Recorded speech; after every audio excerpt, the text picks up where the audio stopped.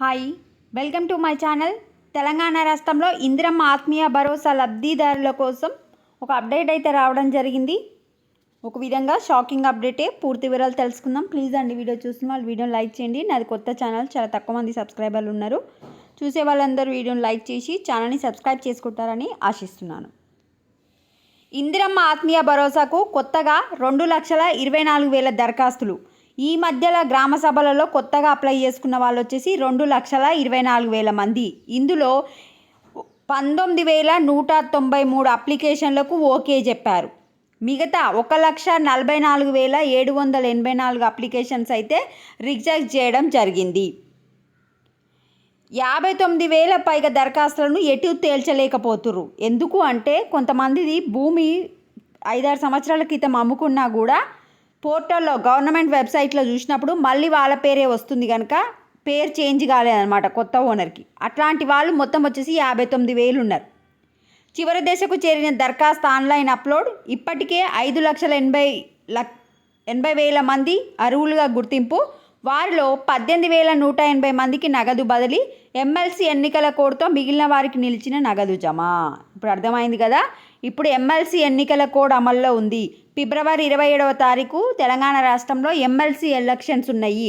MLC elections, sarpanch elections, ఇట్లా elections ఉన్నప్పుడు government ఏవి ఉచిత పథకాలు ఇచ్చి ఓటర్స్ని ప్రభావితం చేయకూడదు కనుక ఎమ్మెల్సీ ఎన్నికల కోడ్ అమల్లో ఉంది కనుక ఇప్పుడు మీకు ఇందిరమ్మ ఆత్మీయ భరోసా పైసలు పడడం అనేది డౌటే. ఇంకో అప్డేట్ ఏం చెప్పింది, ఫ్యామిలీలో ఏ ఒక్కరికి భూమి ఉన్నా పేరు రిజెక్ట్. మీకు ఉపాధి హామీ జాబ్ కార్డు ఉండి సంవత్సరంలో 20 రోజులు జాబ్ పనికి పోతే మిమ్మల్ని అర్హులుగా తీసుకుంటామని చెప్పింది.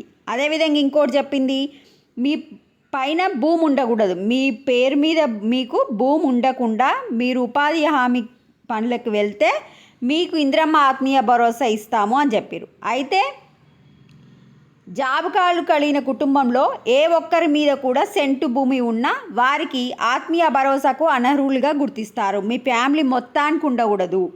కుటుంబ యజమానికి భూమి లేకుండా ఇతర కుటుంబ సభ్యులకు భూమి ఉంటే వారిని లిస్ట్ నుంచి తొలగిస్తున్నారు.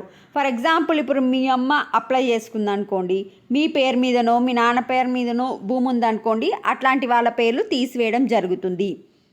నెక్స్ట్ తర్వాత అమ్ముకున్న వారి పేర్లు రికార్డులో అలాగే ఉండడంతో అలాంటి వారు ఆత్మీయ భరోసాకు ఎంపిక కాలేదు. అలాంటి వారి విషయంలో ఏం చేయాలనే దానిపై అధికారులు తర్జన భర్జన పడుతున్నారు.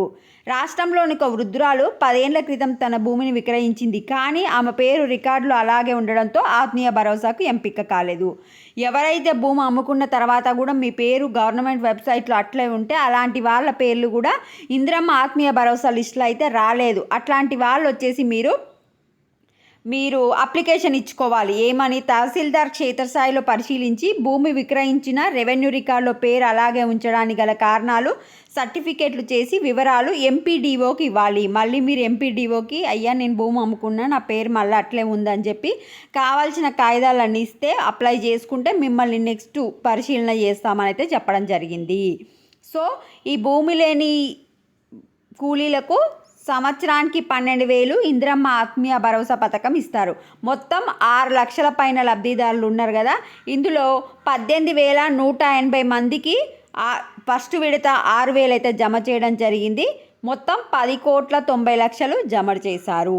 ఇప్పుడు ఎమ్మెల్సీ ఎన్నికల కోడ్ నేపథ్యంలో మిగిలిన లబ్ధిదారుల ఖాతాలో నగదు జమ నిలిచిపోయింది. ఇది అప్డేట్. సో మీకు ఇప్పుడే పైసలు రావు. ఎమ్మెల్సీ ఎన్నికల కోడ్ ఉంది. ఎమ్మెల్సీ ఎన్నికల కోడ్ మార్చి 8కి కంప్లీట్ అయిపోతుంది. మార్చి 8 తర్వాత మీకు పైసలు పడే అవకాశం ఉంటుంది. ఇది ఒక అప్డేట్. నెక్స్ట్ వచ్చేసి ఫ్యామిలీలో ఏ ఒక్కరికి భూమి ఉన్నా మీ పేరు తీసేయడం జరుగుతుంది. నెక్స్ట్ ఇంకా 3వ అప్డేట్ ఏంది, ఒకవేళ మీరు మొత్తం భూమి అమ్ముకున్నా మీ పేరు కనుక వెబ్సైట్లో ఉంటే మీకు కూడా రాలేదన్నమాట. అట్లాంటి వాళ్ళు ఎంపీడీఓకి వెళ్ళి మళ్ళీ అప్లై చేసుకోవాలి. ఇది వీడియోని లైక్ చేయండి, ఛానల్ని తప్పకుండా సబ్స్క్రైబ్ చేసుకోండి. Thanks for watching.